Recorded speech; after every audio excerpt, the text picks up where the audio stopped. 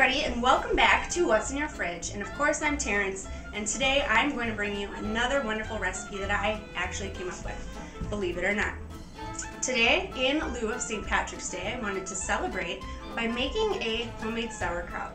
Now, normally, traditional sauerkraut needs to be fermented, so this process takes about 5.5 weeks, but today we're going to make a sauerkraut that will take about 1/2 hour. And no more ingredients that'll cost you more than $5. So stay tuned and let's get cooking.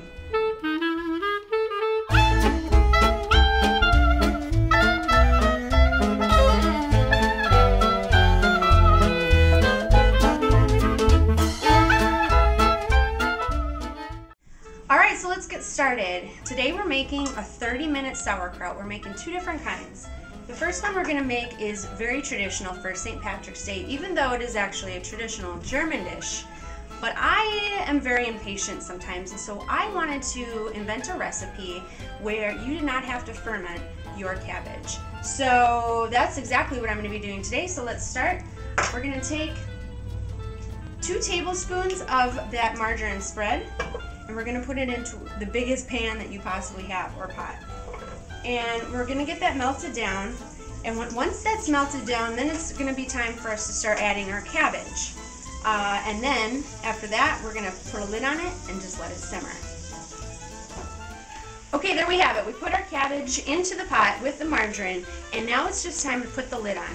And we're going to put the lid on for about 10 minutes, and this will give time for the steam to break down the cabbage so that it's a little bit easier to stir. And then once it's broken down and wilted, I would say, then it's time to come back and we'll start adding some ingredients. And in about 20 more minutes, we will have sauerkraut. Alright, time's up everybody. Let's take off our lid and we'll start adding our ingredients. Alright, let's take about a cup of white balsamic vinegar, and we're just going to add that right to the wilted down cabbage. Next, we're going to take 2 cupfuls of balsamic vinegar. While that's simmering, we're going to take anywhere from 1/4 to 1/2 teaspoon of salt, and anywhere from 1/8 teaspoon to 1/2 teaspoon of pepper. And if you happen to have them, fennel seeds. I absolutely love fennel. So I would say a couple sprinkles full if you have them, but if not, it's going to taste absolutely delicious either way. So let's give this a stir, and if you get close up here, you can take a look at what this looks like right now.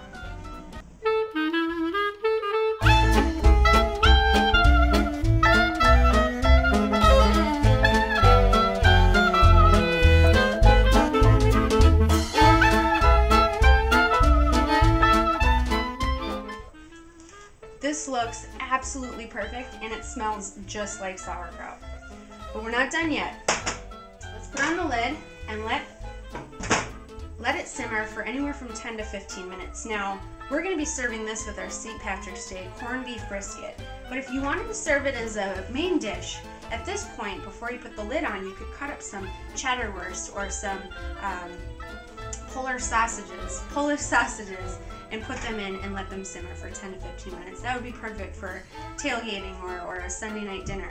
But today we're going to be serving it with our corned beef brisket, so let's put the lid on for another 10 to 15 minutes and let it simmer, and when we come back, we'll show you exactly what it's going to look like. Alright, time's up. It's been about 15 minutes, and I turned off my stove. And now we're going to put it into our dish because we're going to be serving it with corned beef brisket. It smells absolutely delicious. I can eat all of this. Now, if you weren't serving it right this minute, or if St. Patrick's Day is a couple days from now, you can put it into a Tupperware container and let it sit for up to 3 to 4 days. Now, this looks absolutely delicious. This is exactly what I'm talking about. So, now it's time to make our Rotkraut, which in German means red cabbage, and it's a very sweet cabbage, not nearly as sour as this. However, we do use vinegar. So stay tuned for part 2 of What's in Your Fridge St. Patrick's Day Sauerkraut Special.